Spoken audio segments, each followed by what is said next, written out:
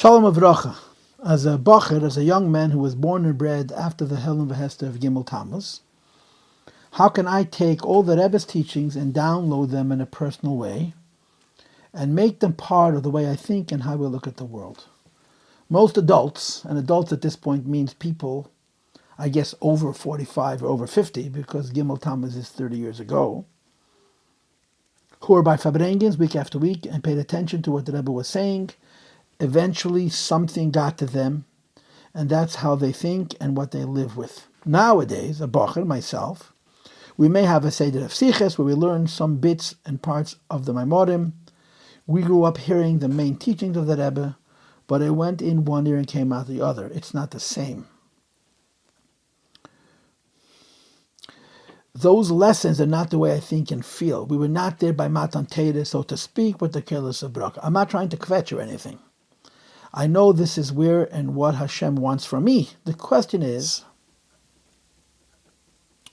now that we have everything that Rebbe said, how do I make a serious Seder in all of it in order to truly connect with the Rebbe and mainly think and look at the world the way the Rebbe does? Thank you, and may we see the Rebbe ASAP. I miss him very much.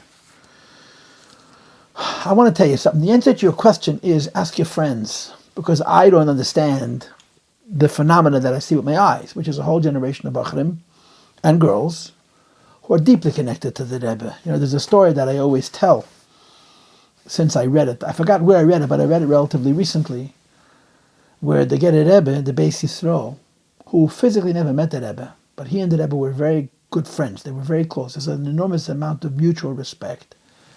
And the Beis Yisrael said once that the Lubavitcher Rebbe is the perfect Rebbe for our generation, but he doesn't understand why the Rebbe screams so much.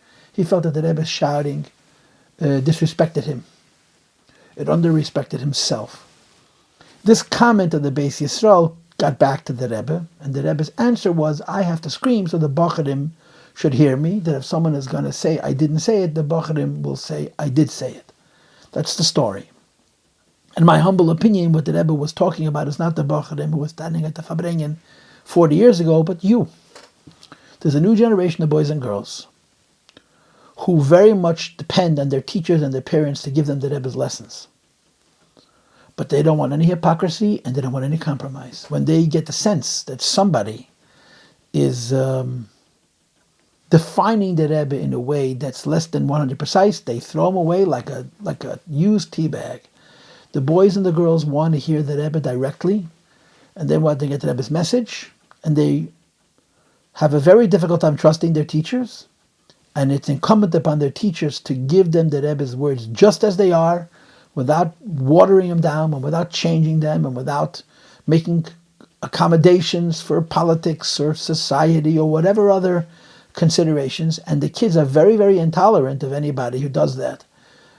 And there's an unusual sense of direct relating to the Rebbe, which is fantastic. You know, the biggest tzaddikim were the holiest people, had the least in common with the average person, and yet they have the broadest appeal. The Rebbe talks to everybody, notwithstanding how holy and how removed from our level he is.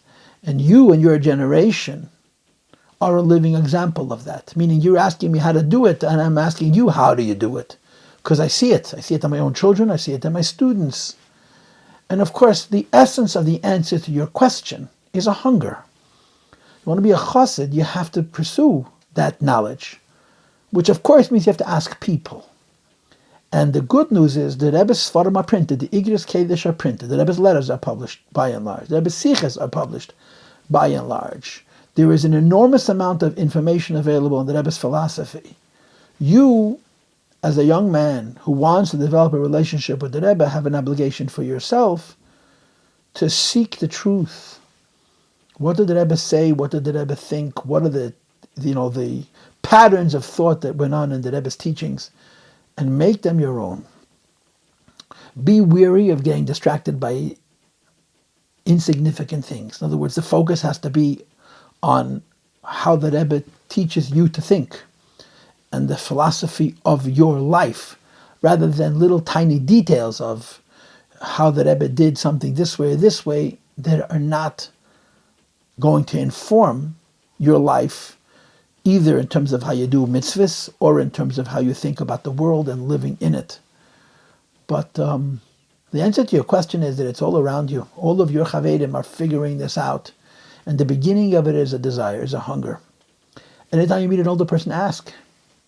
And after you ask and you get an answer, look it up, see if it's correct. And slowly but surely formulate for yourself a philosophy which is consistent with the Rebbe's teachings. And of course, I think the obvious truth is that Rebbe is a human being whose entire reality is to serve Hashem and to bring Mashiach Tzidkenu, make a diddly Yisbarach B'tachtenim. Those are basic ideas which I think everybody knows. It's doing them that's difficult. It's embracing them that's difficult. It's believing in this philosophy. It's trusting that it's doable and doing it and not despairing and quitting that's important. But I think the answer to your question is having a desire, having a hunger, reading, listening, asking questions, and looking for the truth and keeping your eye on what's the most important thing, to develop a way of life which is consistent with how the Rebbe teaches us that we need to live.